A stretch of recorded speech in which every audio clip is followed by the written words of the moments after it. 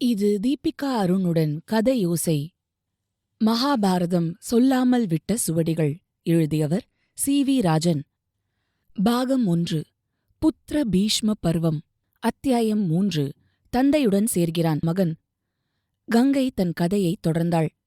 மன்னர் சாந்தனு செய்வதறியாது பிரசவ அறையின் வாசலில் கை பிசைந்து நிற்கையில், நான் பெற்ற அந்த பிஞ்சு பாலகனை துணியில் சுற்றி கங்கை ஆற்றுக்கு எடுத்துச் சென்றேன்.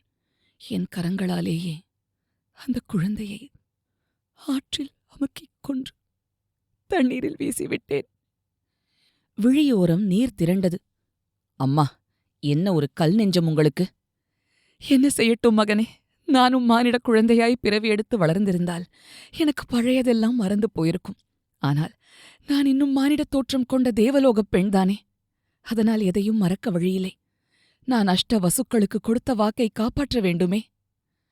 ஒரு பெருமூச்சு விட்டுவிட்டு தன் கதையை தொடர்ந்தாள் கங்கை. மன்னர் பாவம், மெல்லவும் முடியாமல் விழுங்கவும் முடியாமல் தத்தளித்தார். அவர் எனக்கு கொடுத்த வாக்கு அவர் நாக்கை கட்டி போட்டிருந்தது. சோகமும் வேதனையும் கோபமும் கையாலாகாத்தனமும் மன்னரை வாட்டின.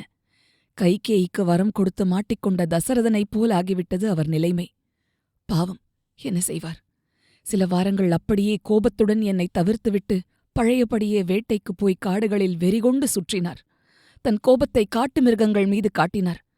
சற்று சாந்தமானதும் அரண்மனைக்குத் திரும்பி வந்தார். நான் என் இளமையும் அழகும் சிறிதும் குலையாமல் ஒரு அலங்கார தேவதையாய் அவர் முன் வந்து காதல் பொங்க வரவேற்றேன். அவர் மீண்டும் என் மோக வலைக்குள் வீழ்ந்தார். இப்படி ஒரு முறையல்ல, இருமுறையல்ல, இதுபோல் இன்னும் 7 முறை நிகழ்ந்தது. 8வது குழந்தையாய் நீ பிறந்தாய். இத்தனை நாள் நான் இறுக்கிப் பூட்டி வைத்திருந்த என் தாய்மை உணர்வு வெள்ளமாய் என்னிடம் வெளிப்பட்டது. இந்த முறை உன் அழுகுரல் கேட்ட அடுத்த கணம் அரசரே புயல் வேகத்தில் பிரசவ அறைக்குள் வந்துவிட்டார். வேண்டாம் கங்கா, போதும். இந்த ஒரு பிள்ளையையாவது எனக்கு கொடுத்துவிடு. உன்னை கேள்வி கேளாது இத்தனை நாள் விட்டுவிட்டு நான் சம்பாதித்த பாவமெல்லாம் போதும். கொடுத்த வாக்கை மீறும் பாவம் ஒன்றும் அவற்றைவிட பெரிதில்லை என்றார் சாந்தனு. என்னிடம் கெஞ்சிக் கெஞ்சி காலில் விழாத குறைதான். நான் சம்மதமென்று தலையாட்டினேன். அடடா, நான் சம்மதித்ததும் உன் தந்தை முகத்தில் ஒளிர்ந்த மகிழ்ச்சி இருக்கிறதே, அதை வார்த்தைகளால் விவரிக்க முடியாது. ஆனாலும் நான் அதை நீடிக்க விடவில்லை. கல் நெஞ்சக்காரியாய் நான் சொன்னேன், மன்னா, நீங்கள் எனக்கு கொடுத்த வாக்கை மீறிவிட்டதால் நாம் பிரியும் நாள் வந்துவிட்டது. நான் என் மகனை தன்னந்தனியே வளர்ப்பேன். அவனை கல்வி, கேள்வி மற்றும் தனுர்வேதத்தில் விற்பன்னனாய் ஆக்குவேன். அவனுக்கு 18 வயது முடிந்ததும் அவனை நானே உங்களிடம் ஒப்படைப்பேன். இந்த நாளை நினைவிற்கொள்ளுங்கள். நாம் முதலில் சந்தித்த கங்கைக்கரை வனம் நினைவிருக்கிறதல்லவா? சரியாக இன்றிலிருந்து 18 ஆண்டுகள் பொறுத்து அங்கே வாருங்கள். உங்கள் மகனை உங்களுக்கே திரும்பத் தந்துவிட்டு நான் நிரந்தரமாய் உங்களை விட்டு பிரிந்து சென்று விடுவேன். உங்களுக்கு என்னை பற்றிய உண்மையை சொல்லிவிடும் நேரமும் வந்துவிட்டது மன்னா. நான் சாதாரண மானுடப் பெண் அல்ல, நான் தேவலோக கங்கை என்று சொன்னேன். திகைத்து நின்ற மன்னனிடம் பழைய கதைகளையெல்லாம் எடுத்துச் சொன்னேன். பிறகு, மன்னா, அஷ்டவசுக்களில் 7 பேர் பிறந்தவுடனேயே உயிரிழந்து வானுலகம் திரும்ப வேண்டும் என்பது முன்னரே தீர்மானிக்கப்பட்ட ஒன்று. அதனால் அக்குழந்தைகளை கொல்வதிலிருந்து என்னை தடுக்காத பாவத்தை நீங்கள் செய்ததாக எண்ணி கலங்க வேண்டாம். எல்லாமே விதிப்படி நடந்தது. அஷ்டவசுக்களில் ஒருவனை உங்கள் மகனாக நீங்கள் திரும்பப் பெறப்போவது என்பது நீங்கள் செய்த பாக்கியம் என்றாலும் அதுவும் விதிப்படியே நிகழ்கிறது. அவனது பேரும் புகழும் காலம் கடந்தும் நிற்கும். கவலை வேண்டாம் என்று அவருக்கு ஆறுதல் வார்த்தைகள் சொன்னேன். உடனே உன்னை தூக்கிக் கொண்டு அங்கிருந்து மறைந்து விட்டேன் என்று சொல்லி தன் கதையை முடித்தாள் கங்கை. தேவவிரதன், அம்மா, இந்த தினத்தை மறந்து போய்விடாமல் தந்தை என்னை அழைத்துப் போக வந்து சேர்ந்து விடுவாரா என்றான். வந்து விடுவார் என்றே நான் நினைக்கிறேன் மகனே. கண்டிப்பாய் அவருக்கு தன் ஒரே வாரிசைக் கண்டு தன் கூடக் கூட்டிப் போகும் ஆசை பலமாகத்தான் இருக்கும். அதோடு அவருக்கு என்னையும் பார்க்க வேண்டும் என்கிற ஆசை இருக்கும் அல்லவா என்றவாறே எழுந்து நின்றாள் கங்கை. அவர்கள் அமர்ந்திருந்த மரத்தடியை விட்டு அகன்று கங்கை கரையிலிருந்த பெரிய பாறையின் மீது ஏறி நின்றாள் கங்கை. அங்கிருந்து ஆறு ஓடும் திசையை நோக்கி தொலைவில் தன் பார்வையை செலுத்தினாள். அங்கிருந்து சுமார் அரைக்காத தூரத்தில் ஒரு ரதம் வந்து நிற்பது தெரிந்தது. அதிலிருந்து ஒருவன் இறங்கி சுற்றுமுற்றும் தேடுவதும் தெரிந்தது.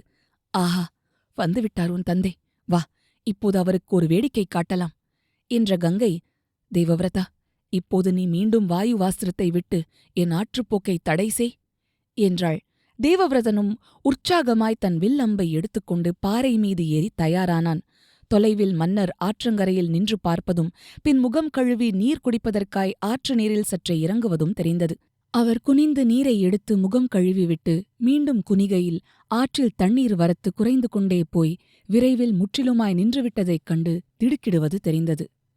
அவர் ஒன்றும் புரியாமல் சுற்றுமுற்றும் பார்த்துவிட்டு ஆற்றின் நீர் வரத்து திசையை நோக்கிய போது கங்கை கைகளை வீசி வீசி காட்டினாள்.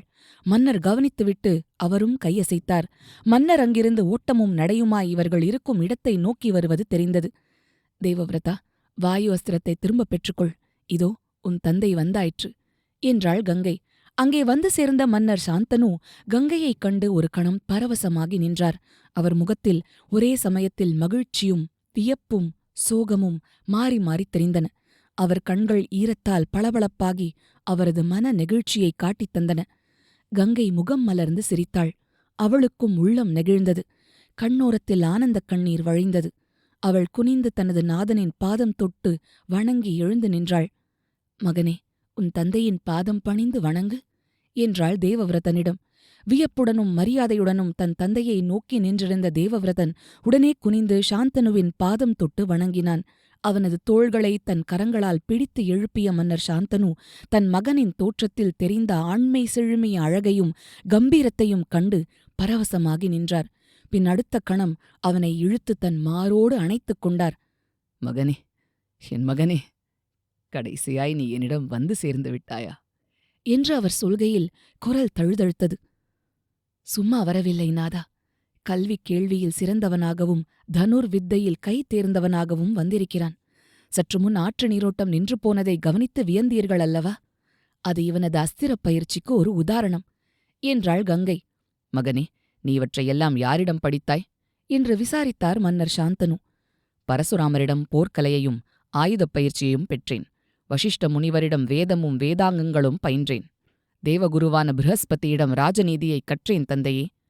தவிர இவனுக்கு தேவேந்திரன் பல திவ்யாஸ்திரங்களையும் தந்தருளினார் என்றாள் கங்கை. மகனின் பெருமையைப் பற்றிச் சொல்லும்போதே கங்கையின் கடைக்கண்களில் ஆனந்தக் கண்ணீர் வழிந்தது. துடைத்தவாறே சாந்தனுவை ஏறிட்டு நோக்கினாள். அடடா! காலம் அவரது கம்பீரமான தோற்றத்தில் முதுமையின் வரவை அடையாளம் காட்டியிருந்தது. தலைமுடியில் ஆங்காங்கே நரையோட்டம். கன்னச் சதைகள் சற்றே தளர்ந்து தோய்ந்திருந்தன. தோள்களில் சரிவு கூடியிருந்தது.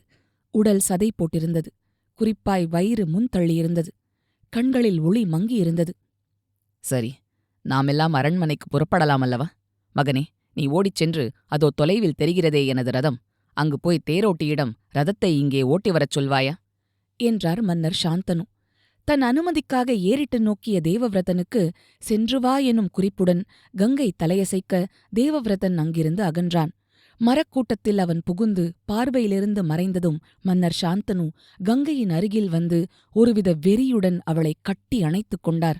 அவர் வாய் முணுமுணுத்தது. கங்கா, கங்கா, உன்னை தழுவாமல் உன் நினைப்பை மட்டுமே தழுவிக்கொண்டு நான் தள்ளிய 18 ஆண்டுகள் கொடுமையிலும் கொடுமை. ஐயோ, நான் என்ன செய்வேன்? அன்று கண்ட மேனிக்கு அழிவில்லாமல் அதே இளமை பொலிவோடும் மங்காத அழகோடும் நீ மட்டும் எப்படி இப்படியே இருக்கிறாய் கங்கா? அவரது உதடுகள் ஆவலாய் தன் உதட்டில் பதிய பறந்ததை உணர்ந்த கங்கை உறுதியாய் அவன் முரட்டுத் தழுவலிலிருந்து தன்னை விடுவித்துக் கொண்டாள். மன்னா, நான் தேவலோக மங்கை. என் உடம்பு மனித தோற்றம் கொண்டதானாலும் இது மனிதர்களைப் போல அத்தனை விரைவில் மூப்படையும் மனித உடம்பல்ல என்பது நீங்கள் அறிந்ததுதானே? உங்களுக்கு வயது ஏறிக்கொண்டிருக்கிறது. இதோ உங்களுக்கு வாரிசாய் இளவரசனும் கிடைத்தாயிற்று. இனியாவது உங்களுக்கு வயதுக்கு தகுந்த மனப்பக்குவம் வேண்டும் என்றாள். என் உடலின் புறத்தோற்றத்தில் வேண்டுமானால் முதுமையின் சாயல் தொடங்கியிருக்கலாம். ஆனால் என் மனதில் அதே இளமை வேட்கை இருக்கிறதே. நான் என்ன செய்வேன் கங்கா? ஏன், உமது அந்தப்புறத்தில் ஆசை நாயகிகள் இல்லையோ? அமிர்தத்தையே சுவைத்தவனுக்கு பானகம் சுவைக்குமா கங்கா? கங்கா பெருமூச்செறிந்தாள். கண்ணை ஒரு கணம் மூடினாள். பிரம்மதேவரை மனதில் தியானித்து மனதை ஒருமுகப்படுத்தினாள். அவள் கண் முன்னே சில எதிர்காலக் காட்சிகள் விரிந்தன. இவரது காமம் அடங்கப் போவதில்லை. அமிர்தமாம் அமிர்தம். மணக்க மணக்க புது பாயசம் கிடைத்தால் அமிர்தத்தை மறந்து பாயசத்தை அள்ளிப் பருகும் பேர்வழி இவர். இந்த கிழத்தந்தையோ காமத்தின் பின்னால் செல்ல இளமை பொங்கும் தனது மகன் பிரம்மச்சரிய விரதம் பூணப்போகும் விசித்திரமான எதிர்காலம் அவள் அகக்கண் முன்னே படமாய் விரிந்தது. கங்கை பெருமூச்செறிந்தாள்.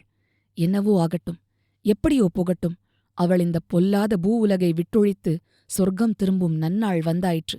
பின் எதற்கு வேண்டாத ஆராய்ச்சிகளெல்லாம்? தனது ஒரு நிமிட மனச்சலனத்தால் அல்லவா இந்த பூமிக்கு வந்து 8 பிள்ளைகளை பெற வேண்டியிருந்தது. இந்த மன்னனின் நிலைமையோ இன்னும் பொல்லாததாக இருக்கிறதே. எத்தனையோ அஸ்வமேத யாகங்கள் செய்து சொர்க்கப் பதவியே கிட்டிய இந்த மகாபிஷனின் நிலைமை இதுதானா? இந்த பிறவியில் இன்னமும் இவன் பெண் வாசத்தை முகர்ந்து கொண்டு அலையத்தான் போகிறானா? அடடா, காமம் எத்தனை வலியது! கங்கை பெருமூச்செறிந்தாள். மன்னா, நமது உறவு 18 ஆண்டுகளுக்கு முன்பே முடிவுக்கு வந்தாயிற்று. இனியும் நான் உங்கள் கூட வருவேன் என்று கற்பனை செய்யாதீர்கள். நீங்கள் எனக்கு விடை கொடுக்கும் தருணம் வந்தாயிற்று. ஆட்சி பொறுப்பை விரைவில் தேவவிரதனின் கையில் கொடுத்துவிட்டு மனதை இறைவனை நோக்கித் திருப்புங்கள். உங்கள் தந்தை உங்களுக்கு காட்டித் தந்த முன்மாதிரியை நீங்களும் பின்பற்றப் பாருங்கள். அதுவே உங்கள் வயதுக்கு உகந்த காரியமாயிருக்கும். இந்த வார்த்தைகளை கங்கை சொல்கையில் அவற்றை சொல்வது தனது ஒரு கடமை என்பது போலவே சொன்னாள். அது ஒரு காலம் நடக்கப் போவதில்லை என்று தெரிந்தாலும் தேர் சக்கரங்களின் கடகட ஒலி கேட்டது. தேவவிரதன் திரும்பி வந்துவிட்டான். கங்கை தன் மகனை அணைத்து உச்சி முகர்ந்தாள். மகனே, நான் உன்னையும் உன் தந்தையையும் பிரியும் வேளை வந்துவிட்டது. நீ அமோகமாக வாழ்வாய். உனது பேரும் புகழும் 8 திக்கும் பரவும். உன் பெயர் காலங்கள் கடந்தும் சரித்திரத்தில் நிலை நிற்கும். உன் தந்தையின் மனம் கோணாமல் நடந்து கொள். அவரது மகிழ்ச்சியும் நிம்மதியுமே உனது மகிழ்ச்சியாக இருக்கட்டும் என்ற கங்கை அடுத்த கணம் விறுவிறுவென்ற ஆற்றில் இறங்கி அதன் மையத்தை நோக்கி நடந்தாள். திரும்பிக் கூட பார்க்கவில்லை. இடுப்பு, மார்பு, கழுத்து, முகம், தலை என அவள் மேனி அடுத்தடுத்து நீரில் மூழ்க அவள் இறுதியில் முற்றும் காணாது போவதை கண்களில் கண்ணீர் வழிய கரம் கோர்த்து நின்று தந்தையும் மகனும் பார்த்த வண்ணம் சிலையாய் சமைந்தனர். ஆற்றின் நடுவிலிருந்து கண்ணை கூசும் ஒரு ஒளிப்பந்து மேலெழும்பி ஆகாய மார்க்கமாகப் பயணித்து மேகங்களுக்கிடையில் புகுந்து மறைந்தது. தளர்ந்த தோள்களுடன் மகனின் தோளில் கை போட்டு தன்னோடு கூட்டிக் கொண்டு தேரை நோக்கி நடந்தார் மன்னர் சாந்தனு. நேயர்களே, இனி மீண்டும் அடுத்த வாரம் சந்திப்போம்.